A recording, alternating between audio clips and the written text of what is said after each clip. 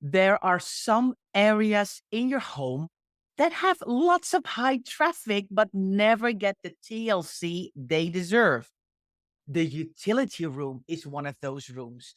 So today it is entering the spotlight when we delve into the 10 things to declutter from your utility room.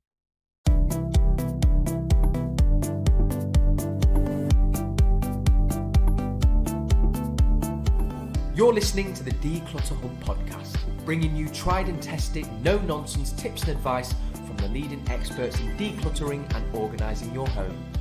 Now here are your hosts, Ingrid Jansen and Leslie Spellman.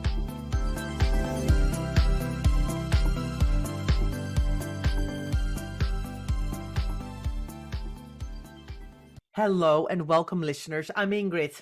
And I'm Leslie. If you're new to the Declutter Hub podcast, you're so welcome.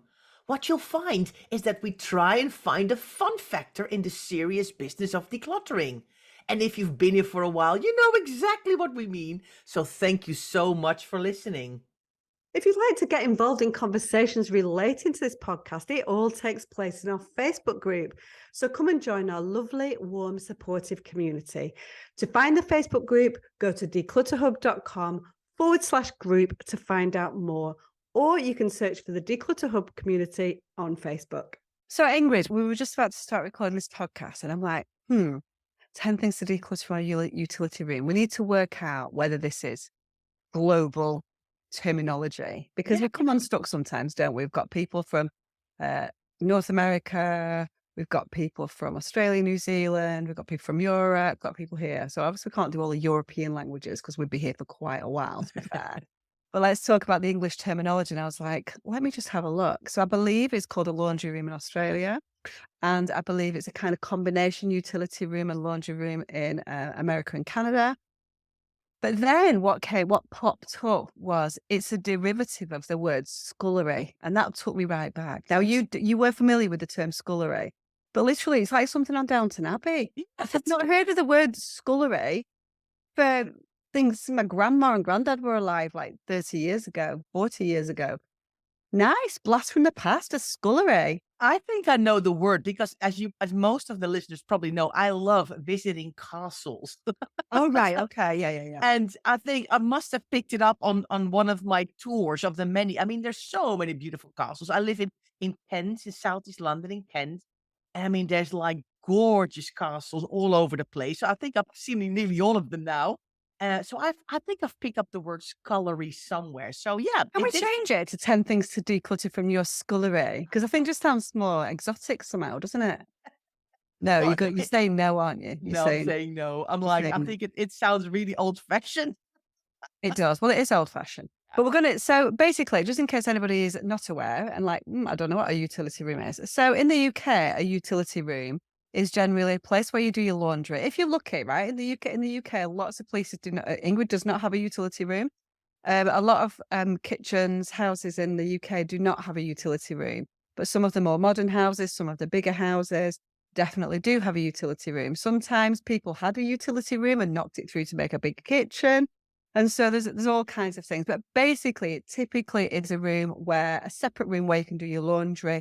And people typically in this country put things like batteries, light bulbs, maybe a bit of garden equipment, a bit of pet stuff. So it's a bit of an overflow that where you and you typically come into it from the garden. So it can be a bit of a thoroughfare, can't it?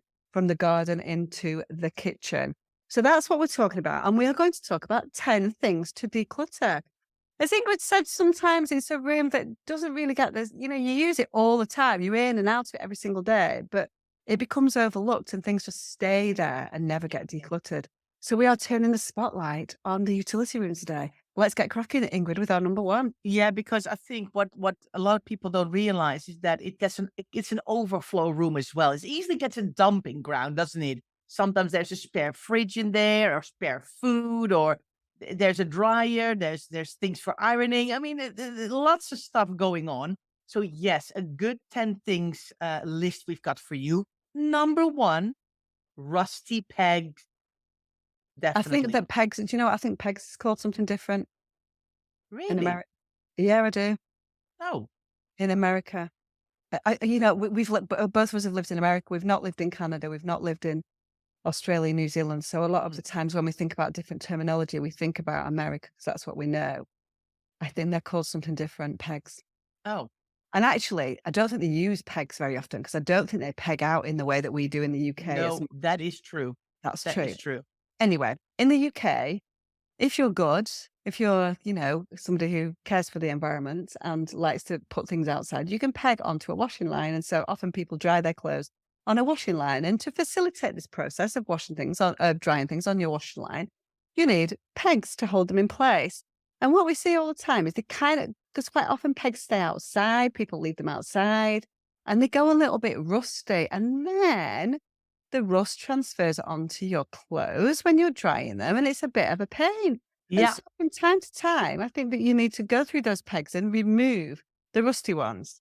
Especially if you've got a peg basket, and that is me, the ones in the bottom never get used, and then they get all a bit manky and dirty and a bit grotty. So, yes, empty your little peg basket, have a little look, and declutter the rusty ones. Perfect number one, Leslie. And I was just trying to Google what it was called in America, but I can't find it. It looks like it says pegs for Harley Davidson. That's not really what I was looking for. So we'll have to leave it because my curiosity is getting the better of me. But we'll have to do what we always do and ask people Yes. around the world what they would call a peg. Yes. Right. So tell us in the comments, declutterhub.com/243. Please tell us. Let's move on to number two, which is also quite an obvious one, but we find them everywhere. Dead batteries.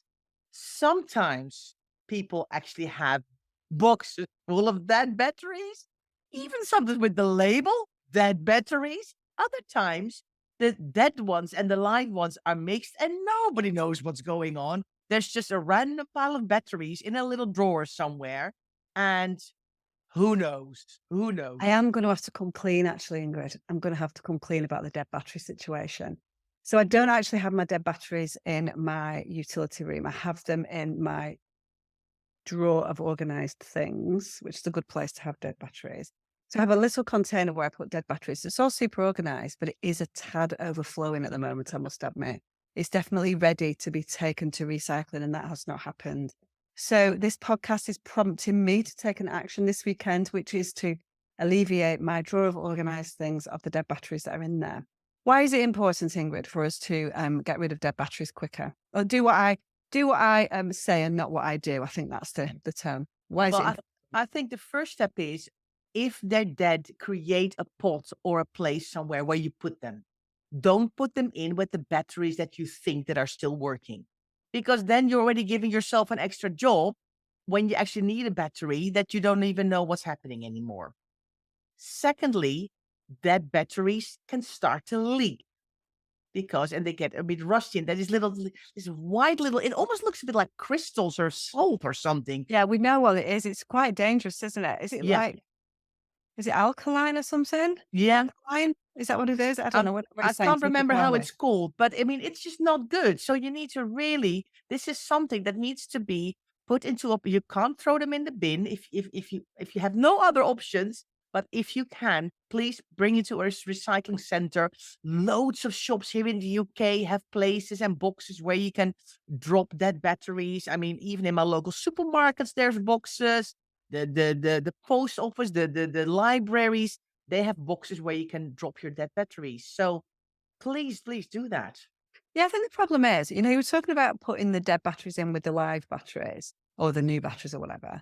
I think the problem is, if you've got like a drawer in a utility room where you've got batteries, you kind of if you've not got a pot for, you put them in. So it's not that you're purposely putting them with the new batteries, but you put them in thinking that you're going to get around to it. And then you look at the battery, particularly if it's not started to leak or it's old or whatever. And you're like, I don't know if that's dead or alive. That's the problem, isn't it? And obviously you can buy a battery tester as well, which is a super useful thing. But really look out for those dead batteries. Declutter, get rid of the ones. Obviously, you can't put them in the bin. As Ingrid said, they have to go to somewhere and be recycled properly. And make sure that you introduce a little pot for your dead batteries that you, unlike me, declutter and empty from time to time. Yes. I'm Nice. going to move on to number 3. bags, shopping bags, bags for life, plastic bags, other random bags. We find cupboards full of bags. We do find cupboards full of bags. It's one of the things, isn't it? It's one of the things actually that when people join our membership, it's one of the little quick wins that we give them like straight away because we know that everybody has more bags, shopping bags, carrier bags, plastic bags than they need because we buy them, we keep them. Now it might be that you're very in control of these kind of things. And you have like, Hessian bags that you use, that you reuse. People are getting better, I think, aren't they, Ingrid? Because people are definitely starting to reuse much more than they used to, particularly since in the UK, they brought in a carrier bag sort of levy. Is it called a levy? Yeah. Where you have to pay, I think it's now 20 pence or it's gone up, hasn't it? It used to be 5 pence. And I think it's gone up to like 20 pence for a carrier bag. So all of a sudden, that would add like a couple of pounds onto people's shops every week if they didn't bring their own bags. And so the levy is doing its job and people are not using new carrier bags all the time. That doesn't mean to say that you've not got carrier bags in there from the olden days, let's call it. So if you've got a ridiculous amount of carrier bags, start to make a plan to get rid of those carrier bags. Make sure you put your charity donations into them. If you're giving things to somebody else, use those carrier bags. Don't just throw them away, but use them for other things and make a conscious decision to do that. Because they really do, and they're wayward. They clutter things up. There are things that you can buy, particularly, there's a thing from IKEA, I can't remember what it's called, but you can stuff the bags in, which is super useful. You can put them into each other. You can fold them into triangles. There's loads of things you can do to make carrier bags better. But typically when we find carrier bags, we find them kind of taking over a space, don't we? Yeah. So it's good to have less. Yeah. Now, of course, like we said before, in a utility room, a lot of times people do laundry.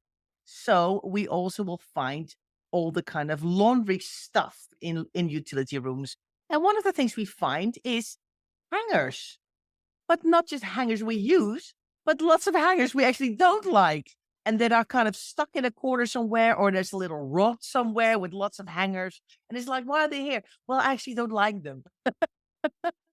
Let's declutter them because they're taking up space and it actually prevents you from using the space properly. So if they're broken, if they're unsuitable, if they're from a material that you don't like, if they are just the wrong color or the wrong shape, hangers is a whole thing. We've spoken about hangers many times before, but we definitely find them in utility rooms. We do, because I think what we do in utility rooms, if you're lucky enough, and if you haven't got one of these and you've got space for one, definitely put one in, which is a hanging rail in a utility room, because that really can help with your laundry. Because it means that you don't have to iron as much because you can hang things on a rail and the creases drop out sometimes, not always, and things like that. And so, but what we do is we put hangers there ready to use for when we take things out of the dryer or for when we do our ironing or whatever. And then there are some, as Ingrid says, that are just not quite what we want. And so we will have hangers that we favour over the others. And the ones that we're talking about are the ones that are not your favourites. And just do yourself a favour and just let them go. Just let them go. Yeah. Number 5, Leslie. I love a 10 Things podcast. Can I say that again? I do love 10 Things. But if we did 52 10 Things podcasts, that would be 520 items a year. Well, it wouldn't be because a lot of the 10 Things is multiple. So let's say there was on average 2 per rep. That would be 1,000 things a year. Yeah. From a 10 Things podcast, which is not bad. And we probably do 10 Things a month. So that's that's 120 items if you follow our little list. I know. Is that why you love it? Ingrid? I know. I don't know. I just like talking about it. I don't know. It's great. Nice and simple. You like to keep things simple, don't you? Yes. So number 5, Wellington boots and outdoor shoes. We find all these things next to back doors and in utility rooms, on the floor, on the side, lots of shoes. Some of them have been there for donkey's years or have been kind of piling up. And then you're wondering, and they're like, those are the dirty shoes and the clean shoes. And you're like, I don't even know anymore what the dirty shoes and the clean shoes are because there is such a big pile. What's happening here? The thing is about Wellington boots, it's quite often when you've got children, isn't it, Ingrid? So that's when you have an abundance of Wellington boots because every time kids go out and play, you put wellies on and then they grow out of them really quickly. So they barely had a chance to deteriorate. And so wellies are definitely things that need to be passed either down if you've got younger children or to somebody else who might be able to use them. So Wellingtons are a really useful one to look at. Also, the things about Wellingtons, adult Wellington boots, quite often they rub, they're not quite right, they don't sit on your calf very well. So some don't suit us. Some are really uncomfortable. Wellington boots are not something that are known for comfort often, are they? Unless you spent a lot of money on them. And so I think you really need to look at whether those Wellington boots are fit for purpose. Now, there are some people, Ingrid and I are kind of city goers, aren't we? So we're talking about splashing outside in the park and stuff. But there are some people who will literally wear wellies every single day. If you're out in the countryside, if you've got pets, if you've got horses, if you live in the countryside, in the countryside, whatever. Some people use wellies all the time. Yeah. Dog walkers use wellies all the time, all those kind of things. But if you're a sort of standard city type person like Ingrid and I, where your kids are really only using wellies to splash around in puddles outside, then really keep an eye on those Wellington boots and declutter them, and other outdoor shoes, not just wellies. Yeah. There's other things. Really evaluate those shoes with regularity to see if any of them can go. Yeah, I was quite happy because they introduced forest school when my kids were in primary school. So that they take the whole classroom outside more, and the school always wanted to have some spare wellies for in case they had outgrown or anything like that. So I think a lot of my old wellies that were still, like you said, in good condition, all went to the school when they were like, "Yes, give it to us because we need it." So I love that. Well, that's our first 5 things, Leslie. Let's go for a break and we'll see you after. Hello, everyone. Welcome back for your 10 things to declutter from your utility room. And number 6 is actually quite interesting. It's number 6, and we haven't talked about it before, Leslie, because it's actually laundry accessories. I know we couldn't think of a proper term, so we fell upon laundry accessories. So what do we mean by that? So we mean those things that you buy. So you go to the supermarket, you think, oh, my washing's not quite as it should be, or there's a stain on something that I need to sort out, or you see some gizmo and gadget that you've seen on the telly that looks like it's going to revolutionize the way that you do laundry, and you buy it, you use it once, and then it kind of just sits there on the side. So things like color catchers, stain removers, maybe those kind of things where you put all your bras in one kind of thing to put in the wash, Like or a mesh bag or something like mesh thing. There's like things for socks. You can put socks together and kind of join them together.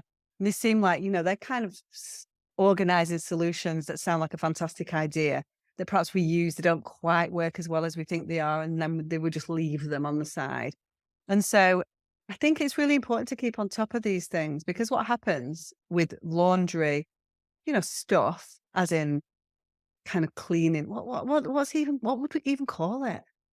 laundry, Laundry. like washing material, washing soaps, the laundry soap or something like that. We don't know what it's called.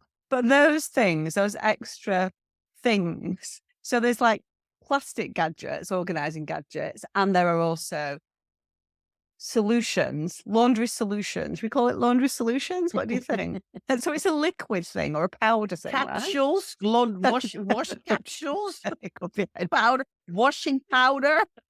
So we don't declutter washing powder because we use that. But those extra things that we buy. Yeah. So we don't know what the name for what we're trying to say is at all. But it's things that you buy to do with your laundry that you think's a great idea. Yeah. You use once and then you leave it and never use it again.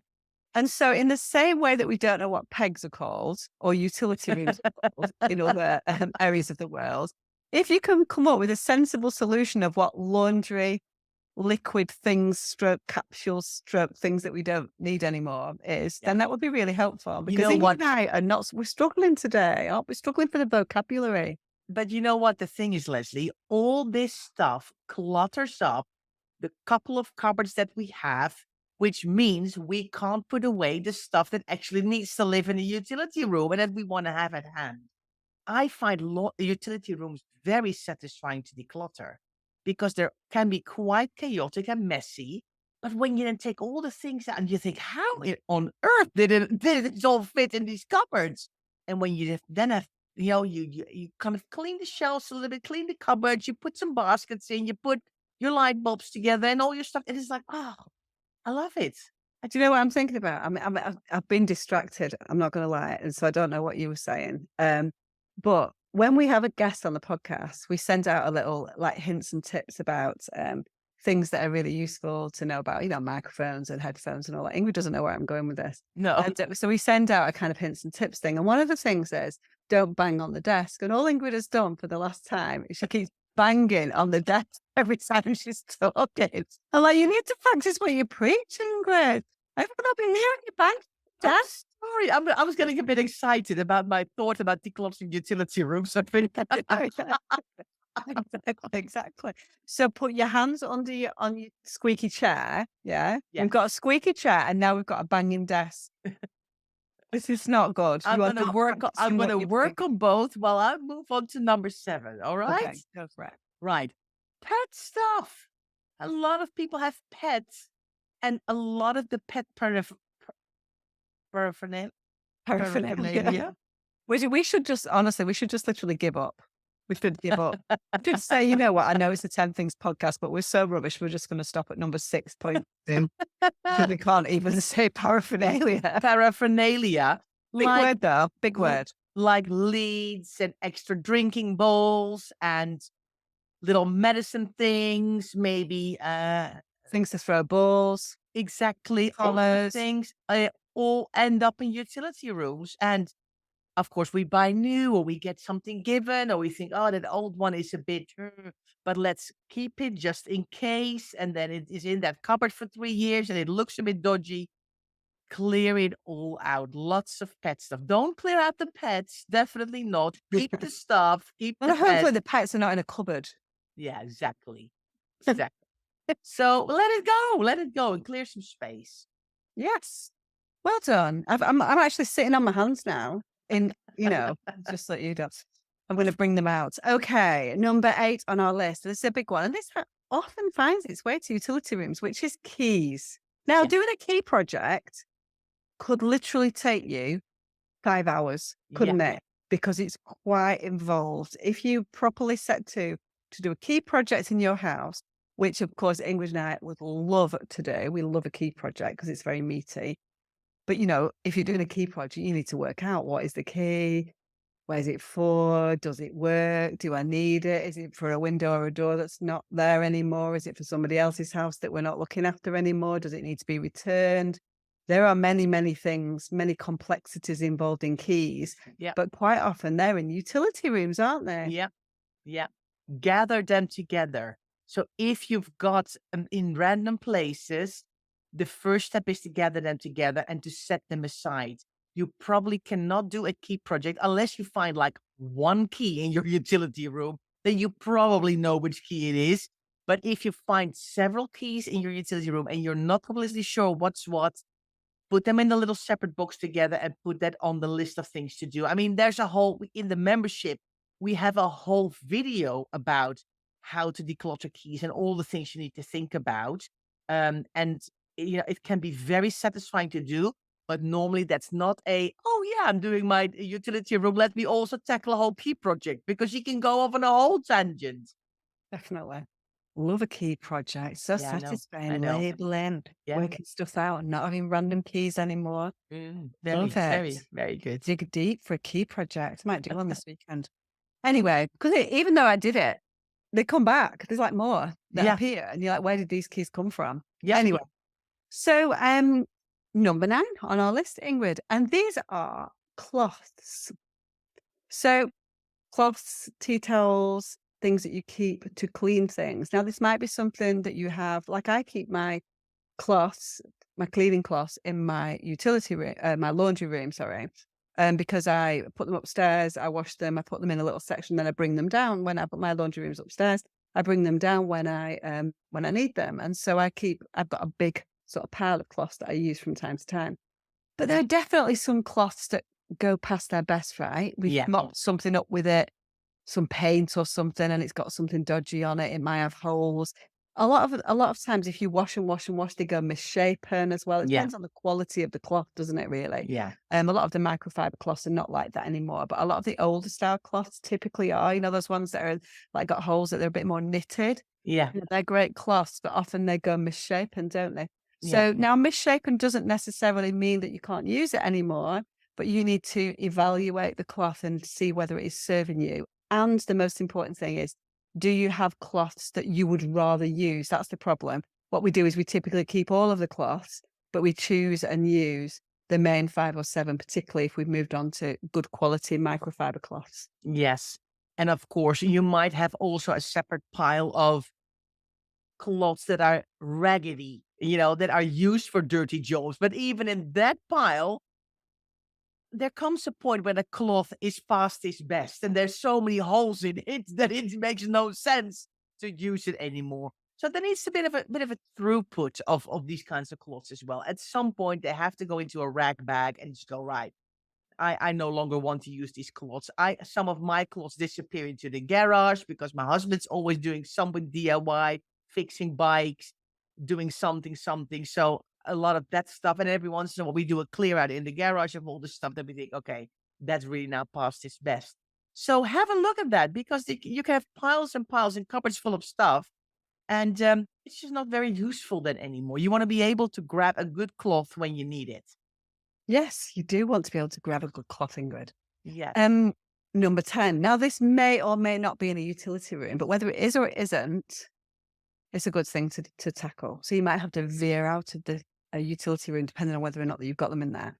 But quite often they find their way in there, don't they? Which is old phones, old mobile phones, and the wires that accompany those phones quite often will be in a drawer in the utility room because you haven't got anywhere else for them. And you kind of go, well, I don't need that anymore. I'm not going to do anything with it. It's too old to kind of recycle or get any money for. So I'm just going to stick it in there. And actually, I need to take the contacts off it. So I need to download it. And that's a job that I don't want to do. So I just put it in there for now. And then it just stays there for like years and years and years and years. And then you're looking at your old 1992 Nokia thinking, gosh, well, has that been in there for 27 years? Or maybe not, because mobile phones have not been around that long. But that's what happens. Am I Yeah, right? yeah, definitely. And I think there have been like research about how many mobile phones people have in their houses. I mean, we have tons of mobile phones. We're just saying one or a couple, but apparently there's people with loads of old mobile phones because they get changed often so quickly now. I mean, we have a new mobile phone every year and a half or two because then the batteries just don't want to work anymore how we want them. But it really, really adds up. And if you don't have a good system in place on how to indeed take the old information off or upgrade a phone from somebody who's got an even older phone within your family or something like that, it builds up. And then you don't know anymore which one. And it's gotten better. But in the past, every phone had its own wire with its own little connection. And we're improving on that, but still, lots of I'm just wires. looking at. I'm just looking. Oh, it's in the kitchen. So I'm just trying to do a project. My dad told you about this before. We're trying to, and my dad's writing a book, and so I'm just trying to get some photographs together for the book. And so my dad said, "Well, I think there might be some photographs on this really old phone that I've got." And I can't even remember what it's called, but the name of the phone is like so funny. It's like Frog something or something. Like, where did you even get that phone from? Like, not even like a normal thing. But just going through this phone and you just get so you like, because I've got Apple phone, and so I can just an iPhone. It's called an iPhone, and so I can just send things across. I can just airdrop them. It's like super easy to do that, and I've got to kind of set it on, put it onto Wi-Fi, do that, send myself an email. It's just like you realize just how much technology has moved on, Yeah. Yeah. and so it's a right faff. And then Yeah. I don't even know what the photo is going to be like because it's on a 20-year-old phone. So it's just going to be absolutely diabolical. It's the only picture that we've got of his camper van. So we need to try and get it off there.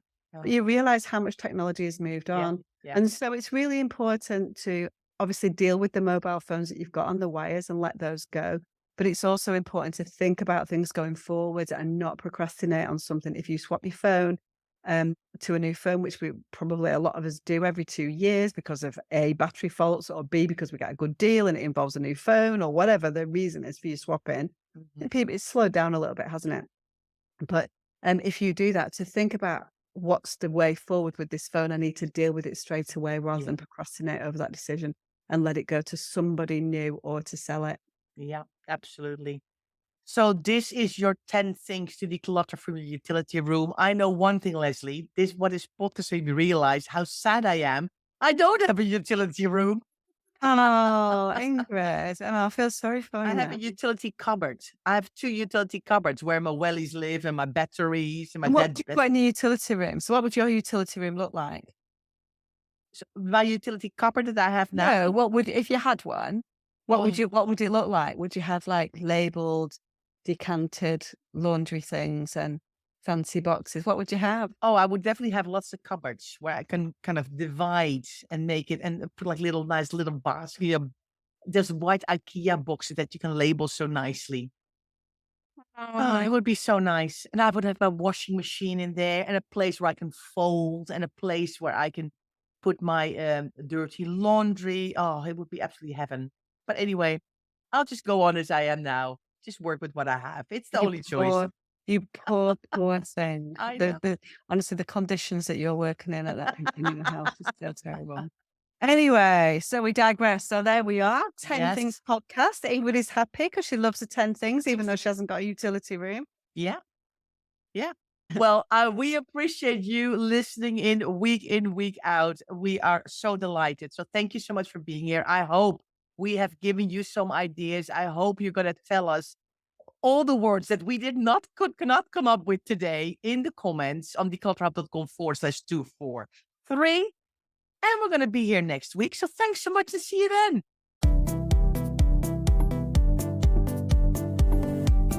Thanks so much for listening to the Declutter Hub podcast.